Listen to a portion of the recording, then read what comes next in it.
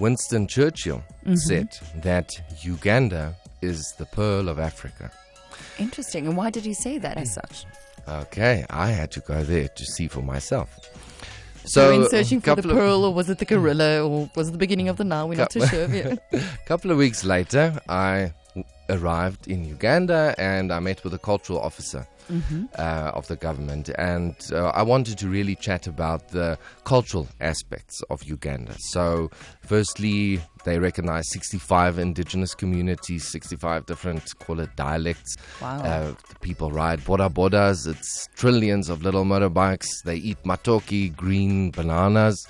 And then she said that Uganda is home to the Batwa people. And those are the forest pygmies.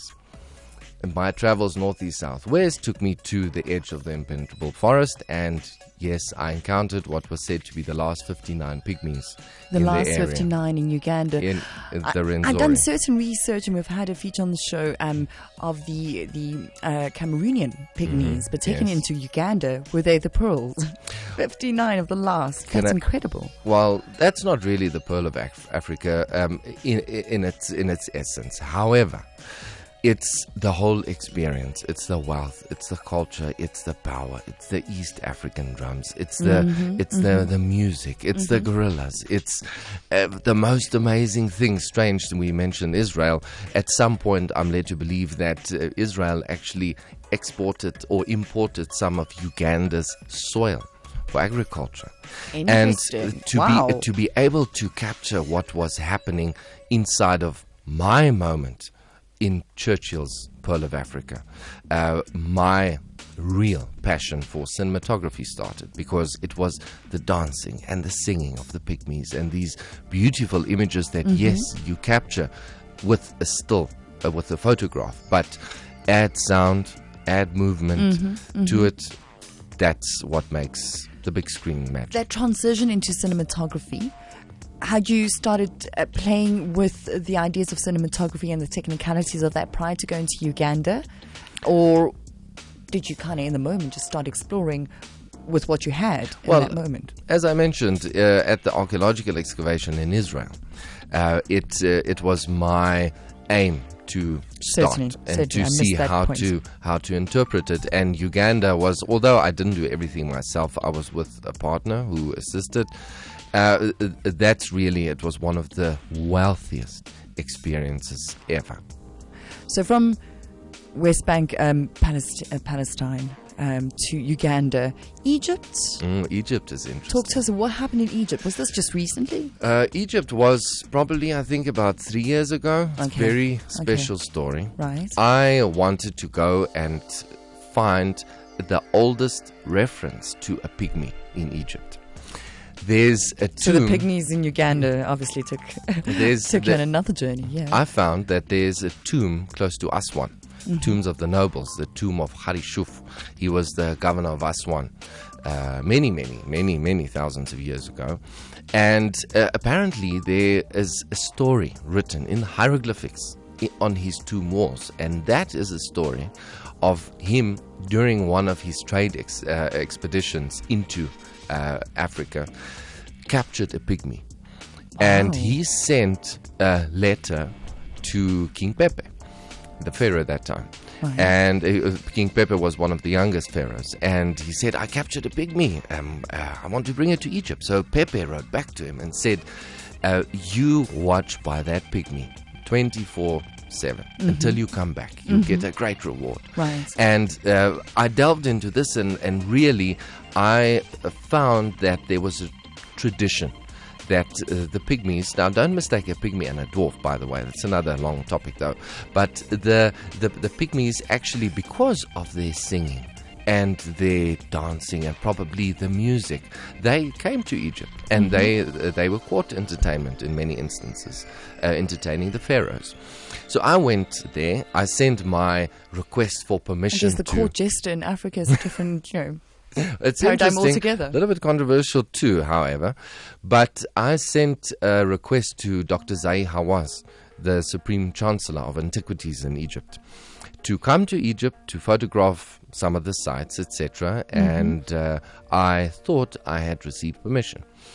So rocked up in Egypt with my cameraman and my stills camera and my video cameras, and I wanted to do a feature now of Egypt while I'm there to go and see the tomb. Why not photograph Giza and the Saqqara and places like that? The first site I went to, they threw me out and they said, "Who are you? You've sent an email. You can't just come and photograph here and carry on. You have to go and ask Dr. Zai himself." Anyway, so off trekking to Cairo again, and I went to sit outside Dr. Zai Hawaz's office for many, many hours for an audience. And eventually, his secretary, who actually, I think, let me down a little bit because I thought I could come there, said, "You have 5 minutes with Dr. Zai." So I went into the office, and obviously a very powerful man, very important man. Yeah. And I said to him, "Dr. Zai, please, I'm here. I need to photograph, do my work, etc." And conversation started, and because I was South African and because of my mission and hopefully because of my sincerity, he granted me permission to photograph almost anything. And above all, I got permission to photograph and film inside 3 tombs in the Valley of the Kings. That's incredible. What did you say in 5 minutes? Incredible. What, Wow. I mean, in that flash of okay, I got 5 minutes. What would you say? How did you tackle those 5 minutes? Please, let me photograph. Sincerity. I think he saw that I was there with no agenda. And I was there to capture something special for myself and also for the greater good of my cause, photography, and telling a story and showing things through my eyes. And hopefully that is what worked. Okay, what a journey it's been. Gosh, we've hardly touched on anything. I'll tell you what, we're going to go to a quick track and then come back, and I'd like for us, Johnathan, to quickly just talk about your School of Photography. Yes. And highlights or rather not highlights, but looking forward past 2011 and what other journeys are ahead for you. Great, thanks. Yeah. We're still talking to moving artist this morning, Johnathan Andrews, photographer and cinematographer. Johnathan, I think as our time has come to almost an end, the journeys can go on and on as you've traveled much, and there's obviously a lot to share. But one of the most important journeys, as you've shared with me, off air, is the word I'm looking for, is your School of Photography, Yes. the Johnathan Andrews School of Photography. When was this established, or how did it begin? Well, I was requested by one of the departments of the University of South Africa to put together a course in digital photography to train up some of the people in-house. And I reluctantly at first accepted this because how can you share your tricks of the trade? And after lots of soul searching, I actually thought, okay, let me give it a bash. Right. And it turned out to be so fulfilling to share my deepest passion with people that it just exploded into so many directions. And before long, I redesigned the course a little bit and I opened it up to the public. You can come and learn how to use your digital digital camera, digital SLR camera, and you can develop to studio photography. We go on photojournalism trips. We've just been to the Drakensberg, Lesotho 5-day horse safari. Lesotho is a kingdom in the sky. And yes, and moving into more professional complicated realms of digital photography. Right. And yes, so the school is going well. We've trained up.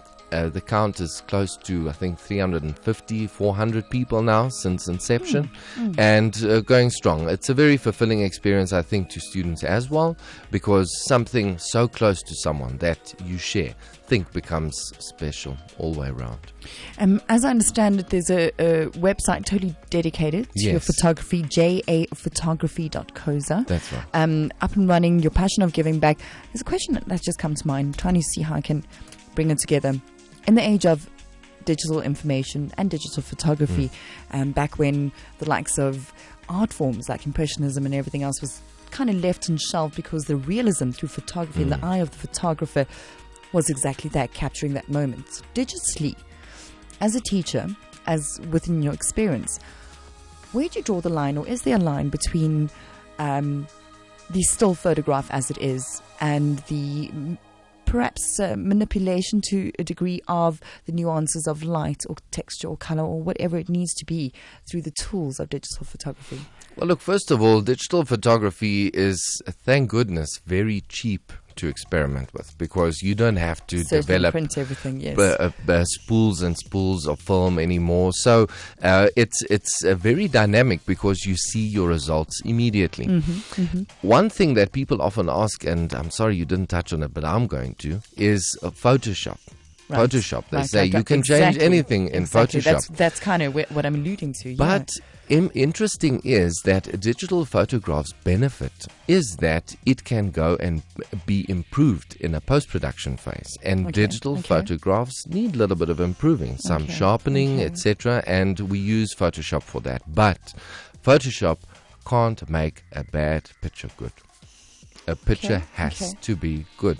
And Photoshop you should see as something that you can use, a tool to use to fine-tune this photograph to make it even more perfect. But the experience of the digital medium really, and the realm of digital and this modernization has certainly made photography much more accessible to people. Right. But still, it's just a newer tool for a very old art form, and it has to be developed. I'm going to leave it there to a degree with the conversation. I like what you've pointed out.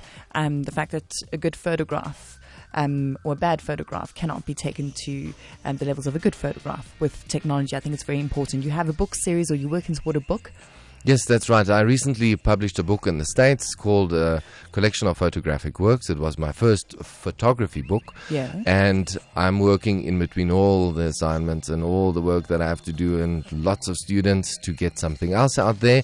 I hope that by the beginning of next year, I'd be able to push out another one, and this will focus on the training aspect. The School of Photography, digital photography, getting people into my mind, as it were. Well, there we have it. Johnathan Andrews, thank you for your shared space and time this morning. And if you are interested in taking digital technology, digital photography quite seriously and taking up a course, you can go through to the website japhotography.coza. Johnathan, thank you. Have a glorious day, and who knows what you'll capture today. Who knows? Excellent. Great. Thanks.